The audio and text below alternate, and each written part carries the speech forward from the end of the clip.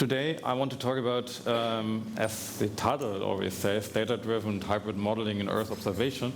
I do not want to provide you with a toolbox of methods, and I will not bombard you with results and numbers and tables. It's more meant to be some inspirational, motivational talk, so that you can decide yourself whether you might be interested in these topics afterwards, and then just approach us, or dida, who's of course also involved in many of these research objectives. I myself don't like to put agendas on slides. That's why I always try to encode everything I want to talk about into the title, what I did. So I want to talk about data-driven modeling, which is maybe what you all are doing every day, but also about hybrid modeling and with a special focus on Earth observation. And I will tell you what is meant by that. Yeah? I will also not bore you out with formal definitions of Earth observation and remote sensing. I would rather want to outline what are our problems, what are our problem settings, and what are the challenges we have to face. As the name suggests, Earth observation is about observing the Earth, so our natural habitat. So we all should have some strong incentive to do that, and it scales, right? It's a very huge scale, so we need to use very specific sensors for that. We are using satellites orbiting the Earth, and these satellites will continuously acquire and send data to ground that first have to be processed in big data centers, maybe to remove these noise components, or maybe even to do some first information extraction. But then all this magic comes into play, what we are doing here. So we are training big, usually deep models to make some sense out of the data. And the sense of the data should, in the best case, give us a better understanding about the processes we are observing, the processes that are happening on Earth. This will give us insights, and maybe also the downstream domain experts, and maybe these insights will shape new demands for new sensors. So this would be a very engineering-like loop, but of course we also try to derive some proposals for actions. So what should we do, and what should we change, and what should we not do, maybe to directly influence and change our natural habitat, right? We are, as I will show you on the next slide, basically two groups, interwoven groups. We have our one group at the TU Munich, which is mostly in this processor and model point of view related to the problem, and we have a DLR side who is also involved into designing sensors and making them operational. So why I'm talking about DLR? So our chair is on the one hand embedded in this Department of Aerospace and Geodesy at TU Munich. So we are rather method-oriented, but at the same time we are very strongly affiliated with the Remote Sensing Technology Institute at the German Aerospace Center. So it's a joint appointment, and so as I said, we can leave all the operational stuff and maybe all the sensor design stuff to them, and they could even do their best to provide us with noise-free, analysis-ready data, so we can do our methods research. What do I mean when I say we? And this is a very nice duty I always have in the beginning of such a talk. So of course, everything that I'm going to show in the rest of the talk is not done by me at all, right? Not by myself, but by a group of very bright and brilliant guys. So you see this, our current layout of our group. We are diverse in many aspects. Yeah? For instance, none of us has a genuine training in Earth observation or remote sensing. I myself, I am a computer scientist. I did my PhD in computer vision machine learning. We have some other computer scientists amongst us. We have physicists amongst us. Yeah. So it's a very nicely diverse group. We have one part of the group residing at TU Munich, and there's also a rather huge group of external PhD students in Munich, but also distributed over Germany. Okay, let's quickly talk about the sensors, just that you get a glimpse what is the material we are working on. Mostly we are working with optical data, and maybe it's for the sake of understanding better to stick to optical data. But in contrast to general computer vision, where it's basically not very much important where your data comes from, it could be any cheap webcam or so, and all works the same mostly. Earth observation data is very much diverse. For example, it's very much diverse in the spatial resolution. We can have a very high spatial resolution. We can have Sentinel-2 data, which has a ground sampling distance of 10 meters per pixel. So 1 pixel in the image is maybe a part of this room. We have operational satellites that have even a ground sampling distance of half a meter or less per pixel. So this table here. Yeah? So what does it mean?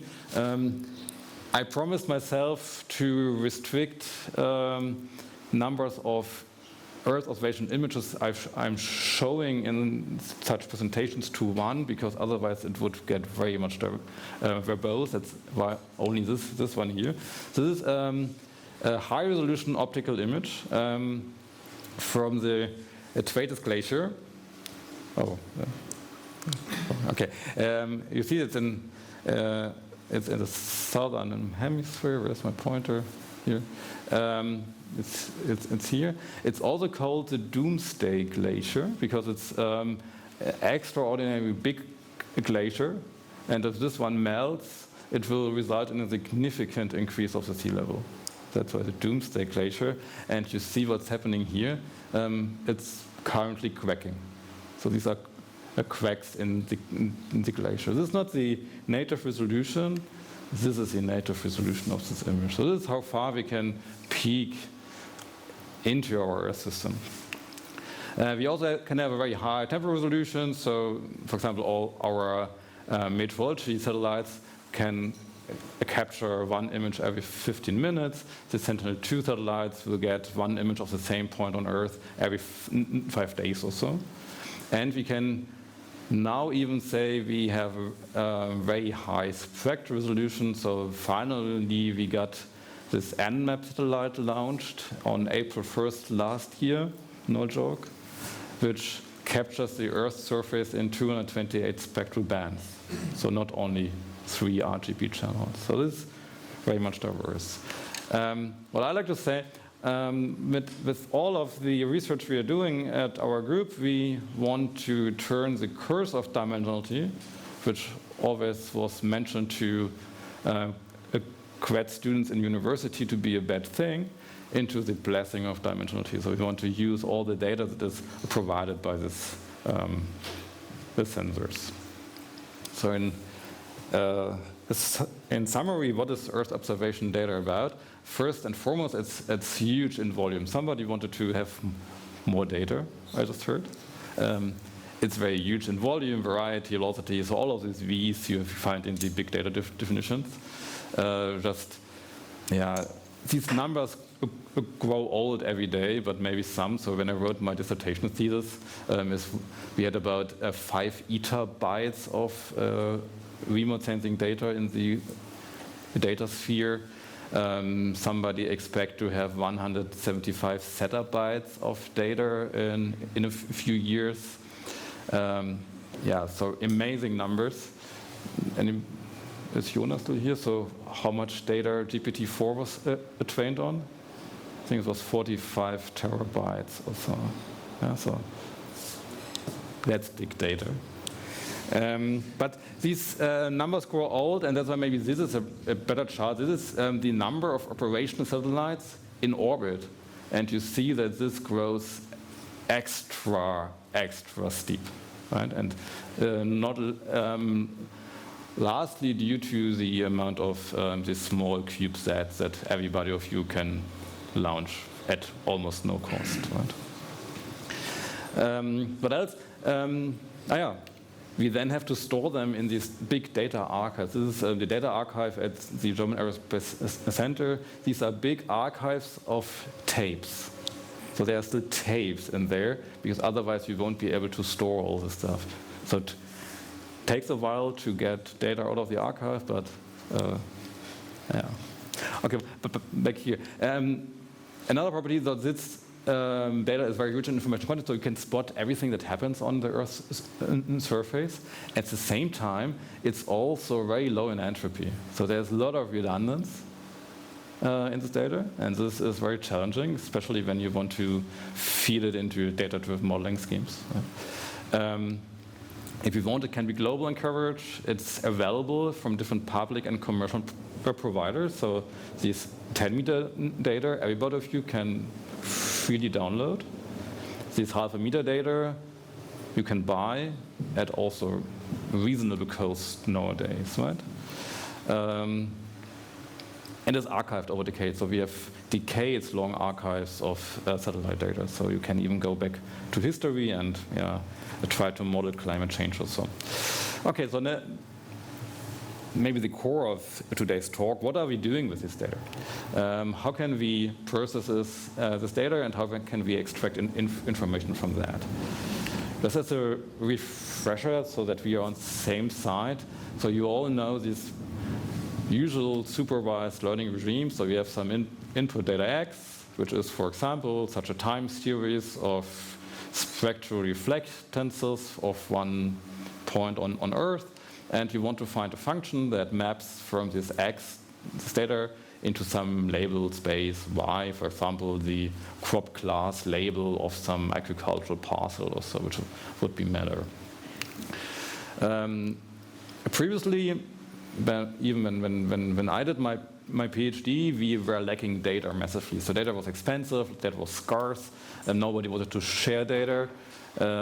You always had to convince people even to allow you a glimpse into the data archives, and it was expensive and closed source. That's why scholars and engineers tried very hard to squeeze out every piece of information. Every bit of information had to be squeezed out from the data, making all the mistakes you can anticipate. But this was necessary because you were very low on data budget. Today, it's a different asset. So our data sphere is growing, and it's all open source, and you don't have to pay a fortune anymore. So this now allows you to use these deep learning methods, these deep data-driven modeling schemes.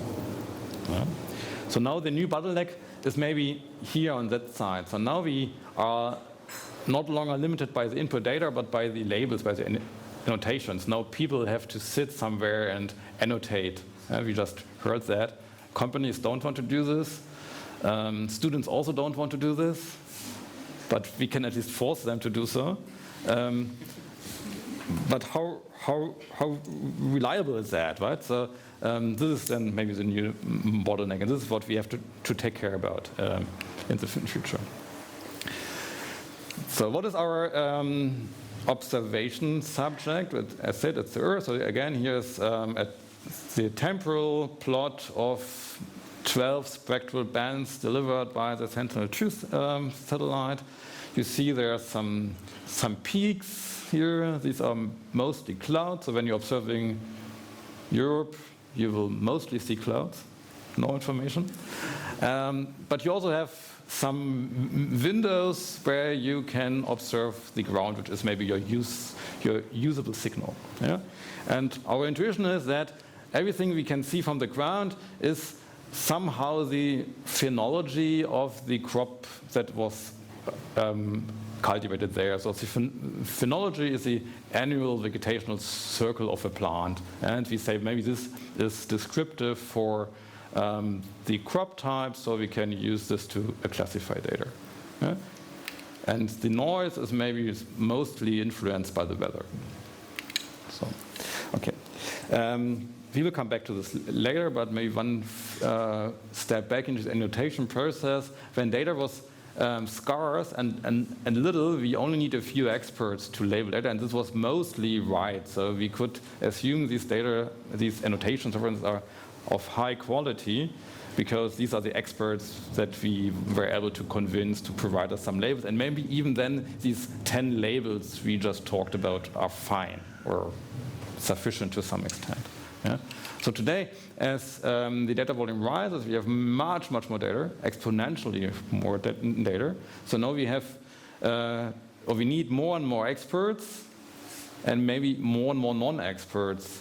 So like ImageNet that got labeled by Amazon Mechanical Turk. We have no idea who provided these labels. So this means that these labels can also be somehow wrong. So you see any of these experts or pseudo-experts can come up to a different labeling. And over time, it even gets somewhat fuzzy, right?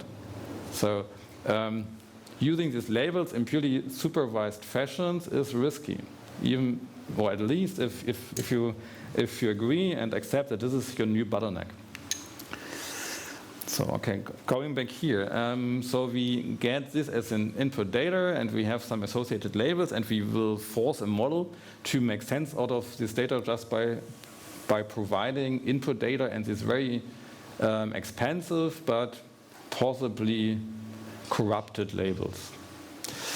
But this is not the entire story. You see there's a lot of space on the screen. So if we think deeper about that, you will see that maybe these ground signals, the plant is not directly influenced by the weather, but maybe by the water supply. Yeah? So this is a map of a drought map created by Umweltforschungszentrum. Yeah? So this is the available water, surface water. It rained a lot. This is an image from yesterday. This is the groundwater in half a meter depth, so we still have a lot of drought here. So this is, of course, influencing the vegetational cycle of our plants, and this then also gives us different ground signals. And of course, this weather still produces the clouds. Then we have something like seasonality. Of course, vegetation changes over the year. Right? So here in Europe, you mostly have vegetation activity in summer. Right? So, but this also influences the weather. And then, when we talk about weather, we also have to talk about climate. As the more global and long-lasting process, you probably know these plots. These are these climate barcode plots, which are showing the average or the deviation of the global temperature to the annual average over the last 150 years. You see, here it was below average, and here it was above average. So it's a global warming. Here, by the way, is the same barcode plot for Brandenburg. So even in Brandenburg, you will see all of that. So a climate is affecting the weather and also the clouds and the ground signal. And then there are also these effects that you do not observe directly. For example, of course, phenology is affected by genetics, by preconditions. So what I wanted to say is a very complex process that you want to model in a completely data-driven way with input data and these labels. Okay, that's approaches. What are natural scientists doing when they want to model complex dynamical systems? They use, does this work? It's barely visible. So it's the Lorentz attractor. It's one of these dynamical systems that we know. So it was. We have another image on the next slide, so which was developed to understand hydrological models. It's a three-dimensional state space, and this could be considered as a toy example for complex dynamical systems as we will find it in nature. Our problem is that we do not see this in such a nice 3D structure. If we think this is our climate system, then we can only see two-dimensional projections of them, right? Because we have optic satellites, and we are projecting the three-dimensional space into two-dimensional images. So we are already losing information here. In fact, we have such images here. So these are basically much closer to the recordings we have. So we only have partial observations of these dynamic systems. We are not able to have linear discretizations of dynamic systems. We only have parts of them. The reason for this is our satellites that we are using are orbiting the Earth and have a very narrow aperture. So it takes 5 days, as I said, until the entire surface of the Earth is captured. And during that time, the dynamics still go on, right? So we only have a very, very limited glimpse of what is happening on Earth. So very hard. Sometimes we even have only one-dimensional projections if you have point measurements of data, for example, for temperature, but we know that it's just the result of a very, very high-dimensional complex system, and even this could be corrupted. So input data is big in number, but could be corrupted and low in entropy. And this reminded me of a talk I attended some years ago, pre-pandemic, at NeurIPS, where Yann LeCun, today one of the strongest people on Earth, after he found back his courage, made a pledge for overthinking the self-supervised learning schemes, right? Or these supervised learning schemes, and said we should go a different way. And we already heard that before. And I would like to make use of his statements and show you how we will apply this in Earth observation and remote sensing. So he says we have to start with self-supervised learning, which he calls the cake genoise, which is just the prototype of any cake. It's very cheap, but you can make everything out of that.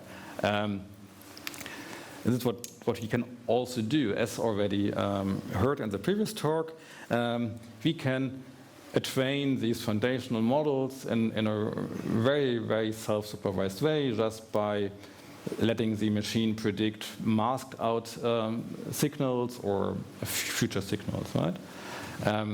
For example, if this is some time scale here, you could have a huge bunch of training data, and the goal would be to predict the next time step.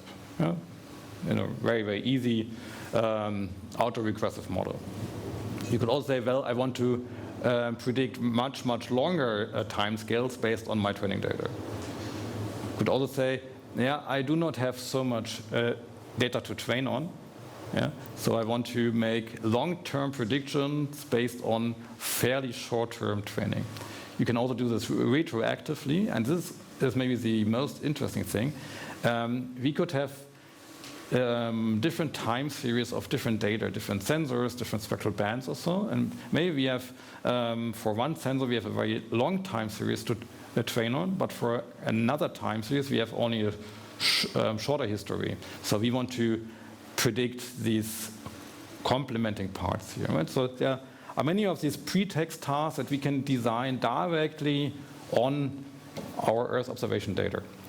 And this would give rise to very, very strong pre-trained models. So to go back to our example, so if you just let a recurrent neural network train the Lorentz attractor, it takes some time, but in the end, eventually it will converge to a state where it could represent this Lorentz attractor without knowing any of the formulas, right? So what can we do here? So this is an example, just some time series of one satellite, the MODIS satellite. We trained it on this few years here, and we forced it to predict the next few years, and it also put out the uncertainty of this prediction. Yeah, so this worked pretty well. Or as Albrecht is doing, it's hardly seeable. These are land surface temperatures, right? And these also change over the year and maybe over multiple years, and he trained here some generative networks on that, or as the new hype train suggests, some diffusion models. Yeah? So he can make sense out of the dynamics of lens surface temperatures with the ultimate goal of spotting anomalies. Okay, then we have this pre-trained model. So we can put our supervised learning on top of it. So now we can use our very expensive, precious labels. For example, land cover types, like this is a parcel, this is a water body, that's a building, or more specific labels like the crop type or so, or maybe some metadata, how much yield got harvested from this field. Yeah. So, and this can be set up, and now just a few application scenarios that could be realized at comparatively low effort. So, of course, you have to do this in some more optimized way. So you very big data set. So you have to cloud optimize everything, and you have to take care that even very simple tasks can be done efficiently. For example, computing the quantiles of big bunches of data is very hard at scale. And this is what we are currently doing in a EU project. Then we also want to find ways and methods to actually do this pre-training and generalization tasks. This is actually a project we are working on together with dida. We just got a new refunding around for the next 2 years. Then we can also use these base models to derive land cover classifiers and crop type classifiers with all the data we got, and this crop yield estimators to give the farmers an idea how much crop they can or how much crop yield they can expect to harvest in summer, and maybe whether they already should add more fertilizers or whatever. Or we can also do some diversity monitoring and so on. And maybe as the last example, we just started this month a new project together with Karlsruhe and the BGR, which is about monitoring the groundwater levels from remote sensing data. And funny enough, when we wrote the proposal, one of our study areas was in Brandenburg, and this was even before Elon Musk decided to put his gigafactory there. So I expect very nice press releases. So. A last few slides just to add on top this cherry on top, and then I'm already done. As said, so we have a massively complex dynamical systems with many subsystems that are ranging on different scales, and these are already investigated. So we don't have to learn them from scratch from data. So what we rather want to do is we want to make use of the process models we already have available from the field of climate sciences, and this yields to the topic of hybrid modeling, which some of our PhD students from the Max Planck Institute in Jena are doing. So this is such a flow chart of a big hybrid modeling. So you see here is maybe the only data-driven component, yeah, but this is massively regularized by process models that gives the model a hint whether what is currently learned does make sense in a physical way, right? And this may be something we really want to go for, to make these models or the model outputs physically plausible, because not all pure data-driven modeling is the best one you can do. Yeah, so this is maybe my only added to Jan LeCun's slide. So when we want to use reinforcement learning, let's use these already existing very high performant climate models.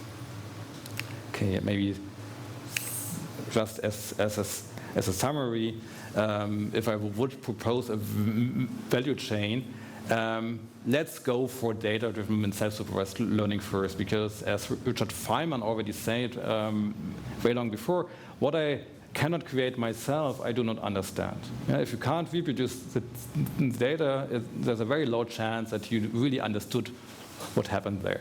Yeah? We have already seen that everything from the natural language processing domain is of very good help here, but it's huge effort. Alyosha Afros just said, or direct semantic supervision is the opium to the people, so don't restrict yourself too much to the direct supervision task. And these statements are now 3 years old. Today, ChatGPT is around. This is exactly what was anticipated, right? So use less data, use more data, or use less labels, use more of your data. Okay, with that, maybe I leave you also with the final slide of Yann Lecoeur.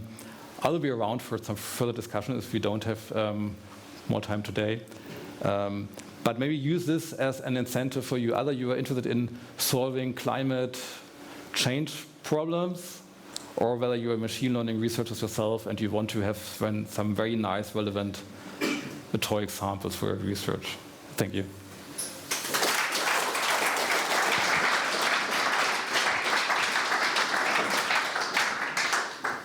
Yeah, thank you very much, Marco. Do we have a T-shirt with you? It's not mine. So, okay. Jan sells them. So. Okay, good. So, but you didn't get one yet? No. Okay.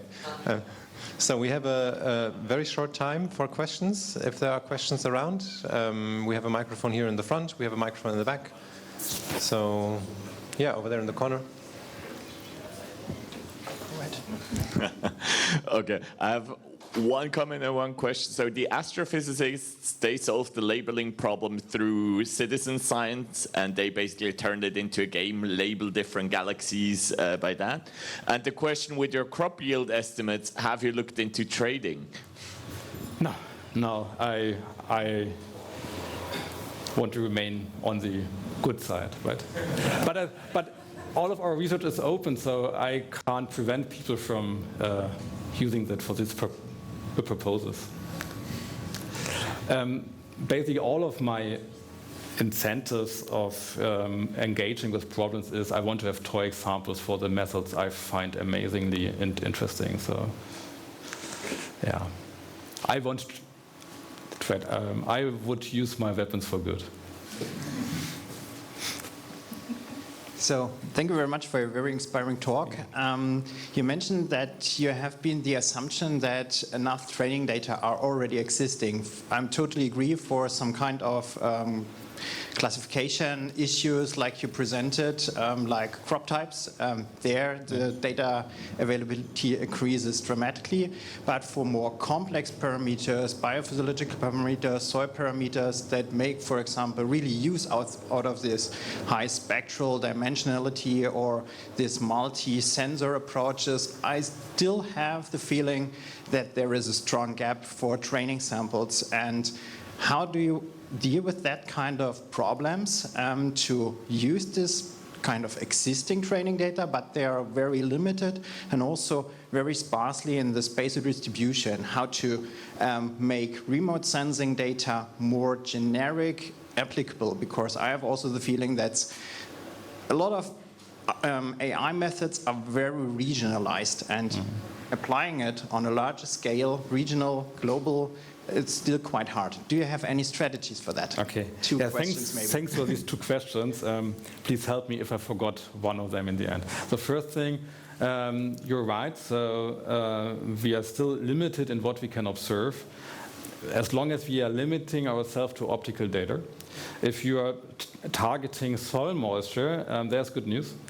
We have radar data around. Radar data is already very nicely usable to derive soil moisture, at least from the first few centimeters.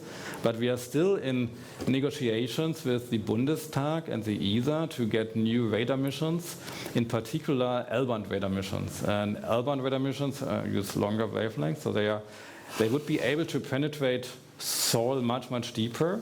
And our hope is that this will give us much higher quality data to derive soil moisture right away without using proxies like vegetation index or so. Right? Second question was how can we do this on a global scale?